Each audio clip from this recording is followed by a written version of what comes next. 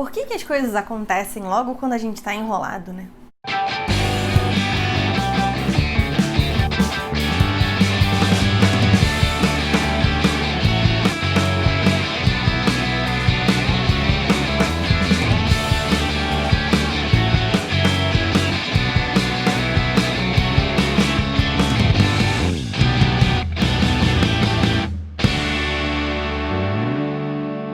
Olá e bem-vindos ao Experimento 237, o seu cantinho aleatório do fandom. E hoje a gente vai falar sobre todos os anúncios feitos pela Lucasfilm durante a call de investidores da Disney sobre o que a gente pode esperar aí para os próximos anos em Star Wars. E eu preciso dizer que quando no início da call eles disseram que para os próximos anos a gente podia esperar aí 10 coisas de Star Wars, me deu uma certa palpitação de que talvez fosse coisa demais.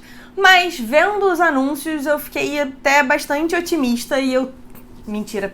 Quem eu tô tentando enganar, assim? Eu fiquei bastante otimista. Eu fiquei desesperada, porque tem muita coisa maneira pra gente conversar. Então é pra isso que serve esse vídeo de hoje. Para abrir, né, o nosso conversê aqui sobre isso, a gente teve a confirmação da terceira temporada de The Mandalorian, que sinceramente, assim, acho que eles nem precisavam fazer o anúncio, a gente sabia que isso estava vindo, mas o mais irado é que eles anunciaram também duas séries que vão servir meio que de companion pra The Mandalorian, porque elas vão se desenvolver meio que em paralelo com a série The Mandalorian.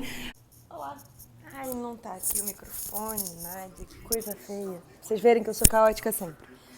Olá, Nádia da edição aqui. Hoje é dia 18 de dezembro, hoje saiu o último episódio de The Mandalorian e pode ser que parte desses anúncios seja alterado pelos eventos do último episódio de The Mandalorian, mas eu vou falar disso em um outro momento. Eu só achei importante deixar aqui o disclaimer de que se você ainda não assistiu The Mandalorian, você deveria assistir The Mandalorian, fique até o final dos créditos, porque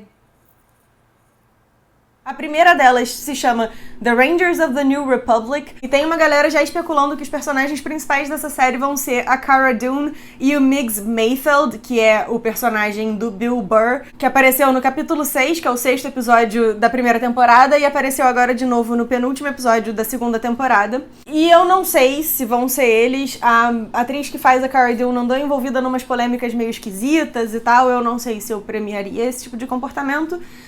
Mas eu acho que eles podem aparecer, porque justamente porque as séries se desenvolvem em paralelo, os personagens de uma podem se cruzar e aparecer nos das outras e tal. Uma coisa meio tipo o MCU faz.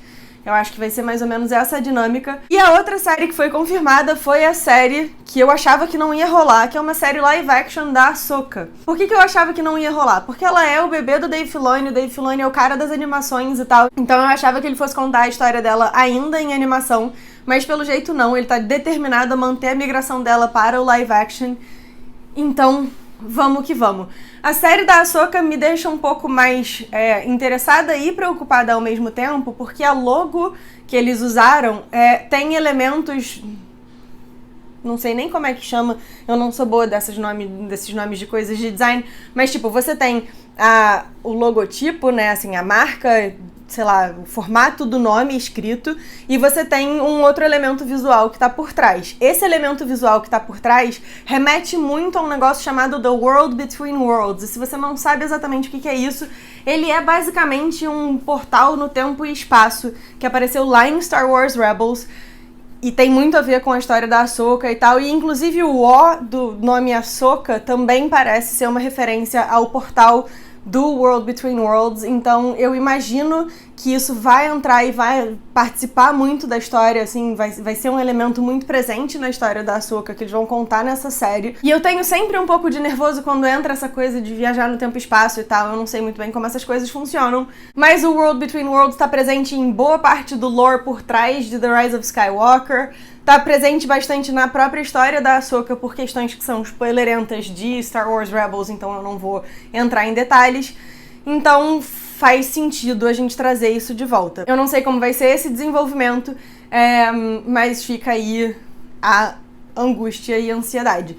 Uma coisa que é importante também notar é que a série da Ahsoka foi anunciada como uma série limitada. Então eu imagino que vai durar, tipo, uma temporada só, mais ou menos igual eles prometeram pra Kenobi. Falando em séries limitadas, a gente também teve o anúncio de Lando, Vai ser uma série também, um evento só, é uma temporada só, pelo que eu entendi. E uma das pessoas que tá responsável por essa série é o mesmo cara de Dear White People, que é uma série que eu gosto muito. E essa série é uma série meio cômica, mas com bastante crítica social e tal. E eu gosto bastante da estrutura da série, estou curiosa pra saber o que vão fazer com o Lando em relação a isso. Uma frustraçãozinha que eu fiquei é que o Lando notoriamente tem as Calrissian Chronicles, que são umas histórias que ele mesmo foi gravando das próprias aventuras e tal. Isso apareceu não só no Legends, mas também já no canon.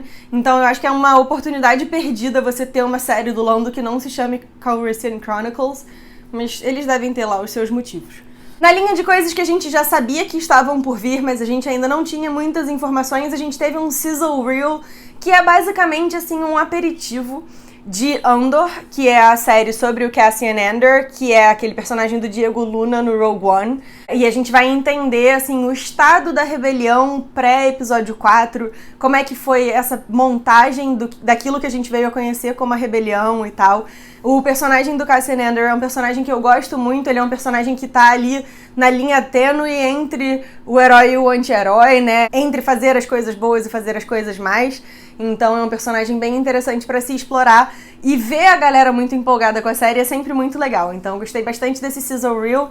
Eles já estão gravando, eles começaram a gravar mês passado, então deve estar pra sair aí, sei lá, talvez no final do ano que vem, talvez no outro ano. Não sei. A série da Ahsoka, Rangers of the New Republic e Mandaloriano saem todas no final do ano que vem. Então não sei quando vai sair Cassian Andor, mas deve ficar por aí meio pra final do ano que vem, talvez início de 2022. Também na trilha de coisas que a gente já sabia, a gente teve um pouco mais de informações sobre Kenobi. Na verdade, as duas informações que a gente teve foi a confirmação do título e da logo da série, que vai se chamar Obi-Wan Kenobi, com o sabre do Obi-Wan lá no finalzinho. E a gente teve uma informação com a qual eu ainda não tô sabendo lidar muito bem, que é o retorno do Hayden Christensen. E a Kathleen Kennedy prometeu um rematch, ou seja, uma revanche. E eu não sei muito bem como eu me sinto em relação a isso, porque eu não gosto muito do Hayden Christensen como ator. Eu acho o trabalho dele como Vader bastante fraco nas prequels, mas ele é um ator muito querido pelos americanos, ele é muito reverenciado entre os fãs de Star Wars na gringa, então é uma escolha que eu entendo. E para os que ficaram nervosos porque, meu Deus, o Vader aparecer na série do Kenobi vai quebrar o episódio 4, quando o Vader diz que ele não sente a presença do Obi-Wan há muito tempo. Não vai. Não vai. Porque a série do Obi-Wan vai se passar 10 anos depois do episódio 3. E o episódio 4 se passa 19 anos depois do episódio 3. Então, ainda que a série do Kenobi tenha os dois se reenfrentando e lá, 9 anos continua sendo bastante tempo. Principalmente se nesse rematch o Vader achar que efetivamente matou o Obi-Wan. Porque aí ele fica surpreso de sentir a presença do Obi-Wan. E mais. Principalmente se depois desse rematch o Obi-Wan perceber que se ele continuar aberto à força, ele vai atrair o Vader, porque o Vader vai conseguir sentir ele e tal, e ele precisa se fechar à força igual o Luke fez em The Last Jedi. Então, assim, tem vários caminhos pra explorar e explicar essa frase do Vader e tal, e o contexto. Então, assim, vamos tentar não surtar antes da hora. Isso eu estou pedindo pra vocês, eu estou pedindo pra mim mesma, porque o Goblin já tá aqui surtado dentro da minha cabeça com esses anúncios. Possivelmente a coisa que eu mais gostei de todos os anúncios, todas as coisas da Lucasfilm para esse próximo período aí de alguns anos, foi o sizzle reel, o teaser, o trailer, eu sei lá como vocês querem chamar isso, de The Bad Batch. The Bad Batch, pra quem não sabe, é um grupo de clones, eles são 4 clones, que, diferentemente dos outros, eles são geneticamente modificados em relação aos próprios clones, para que eles tenham habilidades específicas. Então, um deles é super forte, o outro é um puta sniper, o outro é muito bom com tecnologia, é muito inteligente e tal, e o outro é muito bom de sentir os paranauês, assim, de entender, ele é bom tracker, ele é várias paradas. Então, essa Clone Force 99, que são esses 4 clones, apareceram na 7ª temporada de The Clone Wars. Inclusive, o arco deles já tá disponível no Disney Plus, então se você ainda não assistiu, corre lá e assiste, porque é um arco muito maneiro. E, enfim, eu gostei bastante de conhecer eles, fiquei encantada. Primeiro episódio eu já queria fazer tatuagem do capacete dos 4, porque o Goblin às vezes berra as coisas assim, e a gente precisa dar uma segurada na onda. Mas eles anunciaram no meio desse ano que ia ter a série do Bad Batch, e que essa série ia se passar aí no período logo após o fim das Guerras Clônicas, logo após a Ordem 66. E aí eu tenho várias perguntas. Tipo, esses clones participaram da Ordem 66? Como eles tiveram que lidar com o fato de que talvez se eles não tiverem, né, o chip e tal, os irmãos deles estavam fazendo aquilo que era o contrário daquilo que eles tinham sido programados.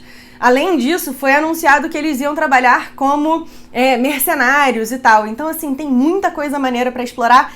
E no teaser de The Bad Batch, a gente já viu a participação de uma personagem muito maneira que a gente foi introduzido em The Mandalorian. Então, assim, yes, vamos conectar todas as pontas. Eu vou fazer um vídeo específico falando sobre The Bad Batch porque merece, e eu tenho umas ideias e tal, e eu gostaria de conversar com vocês, então fica de olho, daqui a pouco ele aparece por aí no seu feed. Seguindo na linha aí de anúncios de coisas novas, a gente teve o anúncio de Star Wars Visions, que vai ser, pelo que eu entendi, uma antologia criada em parceria com os maiores nomes do anime? Otakus que estejam por aí, me digam qual é a pronúncia que vocês preferem, porque eu não preciso, né? Não sei. E eu gostei bastante dessa ideia do Star Wars Visions, assim, eu tenho ultimamente mergulhado um pouco mais, na verdade voltado a mergulhar um pouco mais no território de anime, porque eu gostava muito quando eu era mais nova, mas eu meio que abandonei, sei lá por quê. E Star Wars tem investido muito nesse público, assim, eles têm lançado várias das histórias deles em formato de mangá, então eu acho que pode ser uma boa oportunidade, e pelo que eu entendi, vão ser histórias que a gente não necessariamente já tenha ouvido falar, então a gente pode explorar um pouco mais do lore da Força, a gente pode, sei lá, potencialmente voltar lá na Velha República e tal, acho que pode ser bem maneiro. Além disso, a gente teve a confirmação de uma outra animação, que é A Droid Story, que basicamente vai ter um novo herói, meio que sendo guiado pelo R2-D2 e pelo C-3PO, e vai ser uma parceria entre a Lucasfilm Animação e a Lucasfilm, a parte de efeitos visuais, CGI, etc., que é a Industrial Light and Magic. E aí eu tô me perguntando o que isso significa em termos do que a gente vai assistir.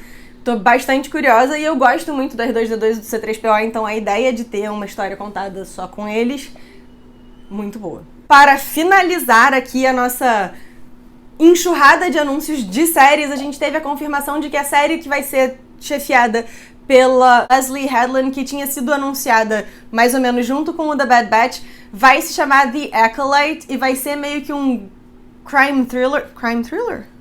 Não é um crime thriller. Crime thriller é o Loki, né? Para de misturar as pessoas. Mystery thriller.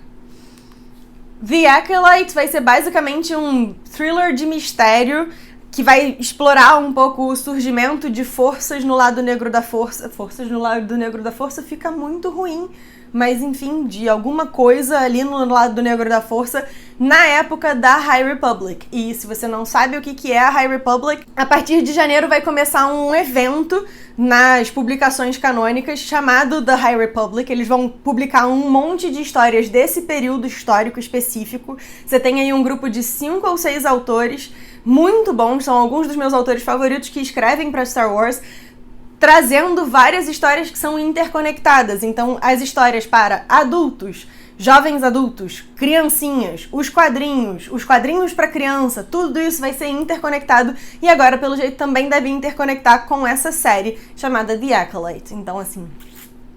E, além disso, a ideia de uma série que cuide exclusivamente, ou pelo menos parece ter como foco principal o lado negro da força, me parece uma ideia muito boa. Então, mal posso esperar para explorar um pouco mais sobre esse lado. Já no campo do cinema, a gente teve uma confirmação e uma novidade. A confirmação foi de que o Taika Waititi está trabalhando no projeto dele. A imagem que eles usaram no momento de falar do Taika Waititi é uma imagem que remeteu bastante ao Thor Ragnarok, assim, em termos de cores bem neon e tudo mais. Eu não tenho a menor ideia do que isso signifique para Star Wars, estou curiosa, estou nervosa, mas ao mesmo tempo eu gosto que o Taika Waititi já disse que ele mal pode esperar pra estragar Star Wars e isso só pode significar coisa boa. Além disso, a gente teve a novidade de que o próximo filme que a gente vai ver em 2023 vai se chamar Rogue Squadron e vai ser dirigido pela Patty Jenkins, a mesma diretora de Wonder Woman. E logo depois desse anúncio, ela postou nas redes sociais um vídeo muito bacana dela falando sobre o histórico do pai dela, que o pai dela era piloto de caça e tal, e como ela sempre quis poder contar histórias de pilotos.